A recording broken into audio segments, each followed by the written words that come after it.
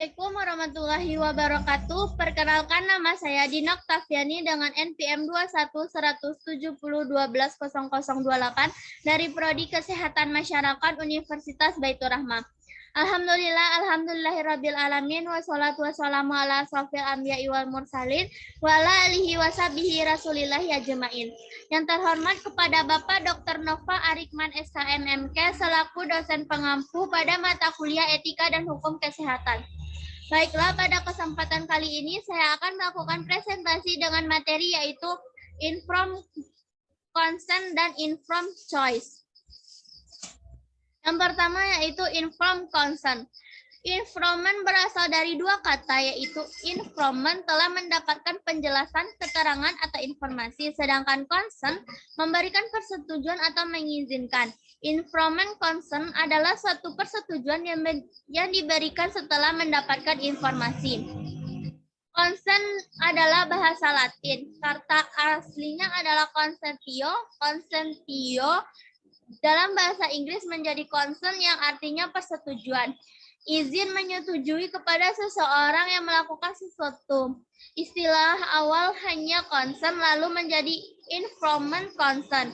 Sesuai dengan perkembangan politik dan menjadi hak individu, maka ia memperoleh kata sifat informed consent. Informed sehingga memperoleh arti seperti sekarang dipergunakan di mana-mana.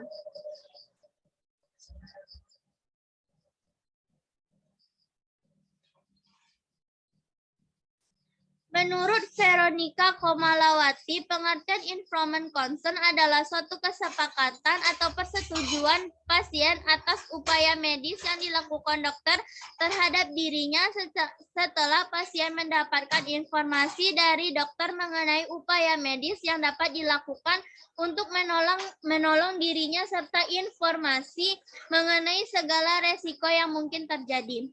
Informed consent yaitu suatu persetujuan yang diberikan oleh pasien dan keluarganya atas dasar informasi dan penjelasan mengenai tindakan medis yang akan dilakukan terhadap pasien tersebut.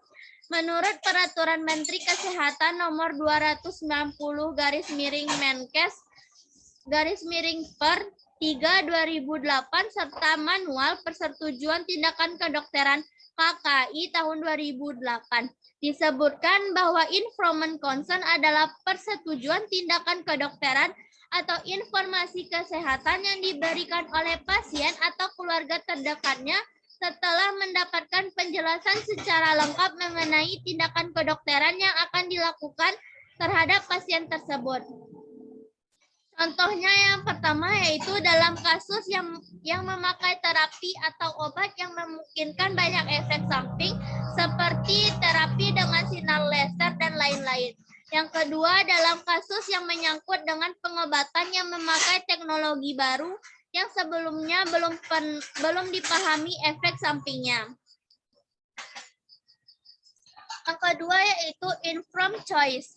Informed choice adalah membuat pilihan setelah mendapatkan penjelasan tentang alternatif asuhan yang akan dialaminya. Menurut Kode Etik Internasional Bidan yang dinyatakan oleh ICM tahun 1993 bahwa bidan harus menghormati hak wanita setelah mendapatkan penjelasan dan mendorong wanita untuk menerima tanggung jawab terhadap hasil dari pilihannya. Definisi informasi dalam konteks ini adalah meliputi informasi yang sudah lengkap diberikan dan dipahami ibu tentang pemahaman resiko, manfaat, keuntungan, dan kemungkinan hasil dari tiap pilihannya.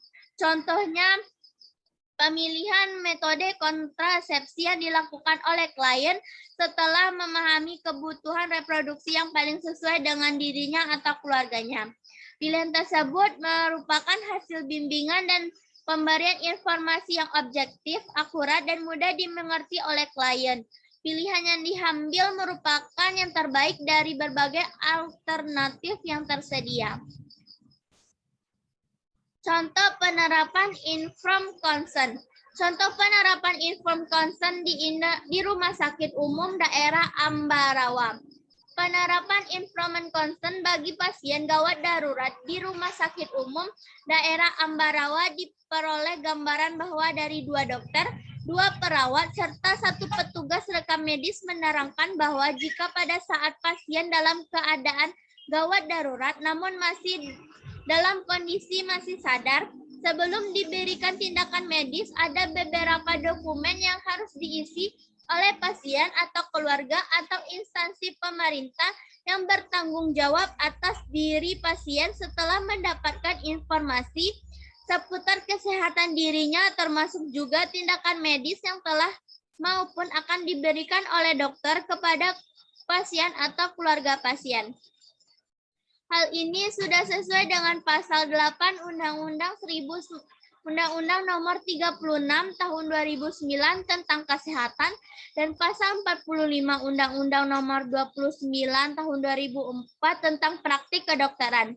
Dalam kondisi normal, PRTD atau informan consent merupakan persyaratan mutlak diperlukan dalam melakukan tindakan medik bagi pasien. Karena jika tanpa itu, maka dokter dapat dipersalahkan atas tindakannya. Setiap orang berhak untuk mendapatkan informasi tentang kesehatan dirinya dan juga tentang tindakan yang akan diperoleh pasien tersebut. Contoh penerapan informed choice. Contoh penerapan informed choice pada pelayanan KB. Informed choice merupakan aspek yang sangat penting dalam pelayanan keluarga berencana atau KB. Kesehatan reproduksi atau KR dinyatakan demikian karena informed choice sebagai langkah awal dari penerapan informed consent sangatlah besar, artinya baik bagi pasien maupun tenaga kesehatan.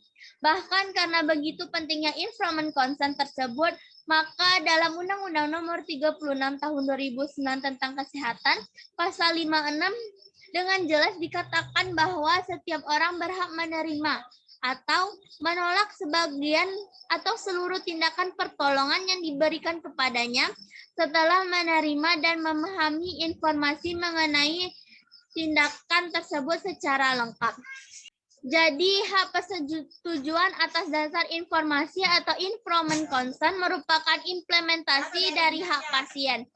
Peran informed consent sangatlah penting dalam pelayanan kesehatan karena berfungsi sebagai aspek legal dalam pelaksanaan fungsi tenaga kesehatan. Salah satu faktor yang menjadi penyebab belum terrealisasinya informed consent dengan baik adalah pelayanan kesehatan sangat ini ialah karena informasi tentang tindakan yang akan dilakukan terhadap pasien sebelum mengambil keputusan belum terjabarkan secara detail sehingga informed choice sebagai dasar pelaksanaan informed consent juga tidak berjalan. Tahapan awal yang dilakukan dalam memberikan informed choice ialah dengan melakukan konseling, di mana petugas membantu klien dalam memilih dan memutuskan jenis kontrasepsi yang akan digunakan sesuai dengan pilihannya, dan klien merasa puas. Konseling yang baik akan membantu klien dalam menggunakan kontrasepsinya lebih lama dan meningkatkan keberhasilan KB. Konseling juga akan mempengaruhi interaksi antara petugas dan klien karena dapat meningkatkan hubungan dan kepercayaan yang telah ada. Sekian materi presentasi dari saya akhiri dengan wabillahi taufik walhidayah. Wassalamualaikum warahmatullahi wabarakatuh.